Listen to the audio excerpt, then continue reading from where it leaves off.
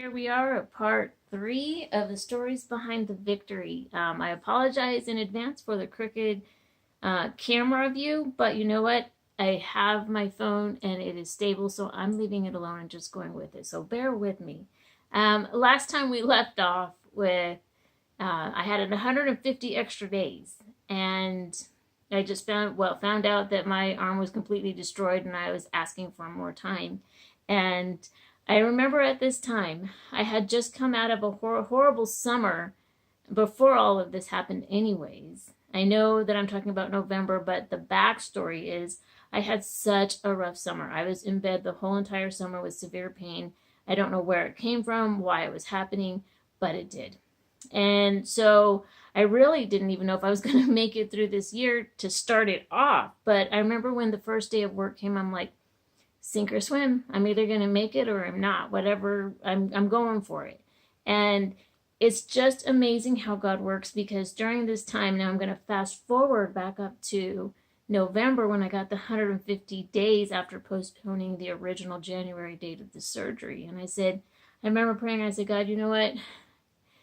Every day I know I need a miracle. And so all I'm asking is you allow me through these 150 days. And this was my exact prayer.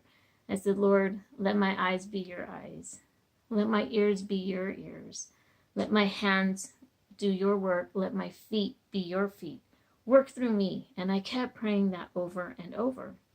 And I said, I give up control. I don't have any control. So we're on a day-to-day basis, and I'm all in. And I'm all yours. Use me as you may. And it was amazing, because during this time, I probably did most of my amazing work.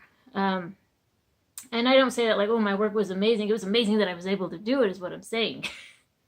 But it was the first year that I brought a school-wide conflict resolution series to Coulee Ranch Elementary, in which I was able to do the entire school in this assembly type empowerment kind of conflict resolution skill class.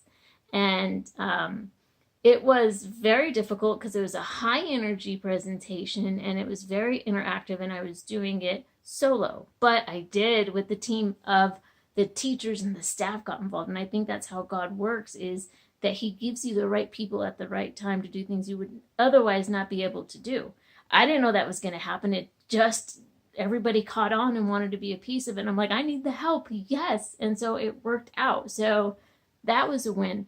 Then I wrote a list because there were so many things and I didn't want to leave out like all the crazy things I was able to do. It was the first year that we brought parent workshops to Coulee Ranch, which required me to be there throughout the evening, which was a huge miracle, because with this condition, by 2:30, 3 o'clock, my arm would give way and I really couldn't sit up. So the drive home was very painful. And once I got home, I'd run to the bed, throw my arm up over, even when it was broken, I was able to lift it with the other arm and put it behind, and then it would help, it would make the pain go away, but I did have to lay down. So to do the parent workshops, I had to stay there all day until way into the evening, but I was able to do that. So that was a miracle.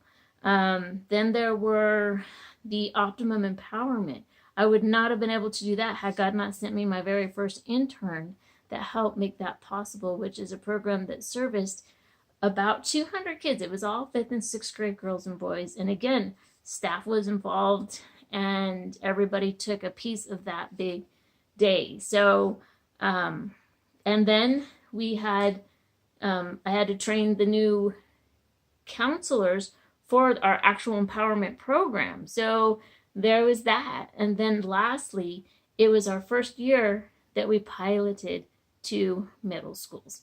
How I did all of that and accomplished that in 150 days before the surgery is a miracle. People, you just witnessed a complete miracle. I hope you know that, because I can't explain how I was able to accomplish all those things in the condition my body was working in. I know some people need more proof, but that's where part 4 is going to come in. When I talk about the story of the butterfly, I would hope that undoubtedly people would see Christ.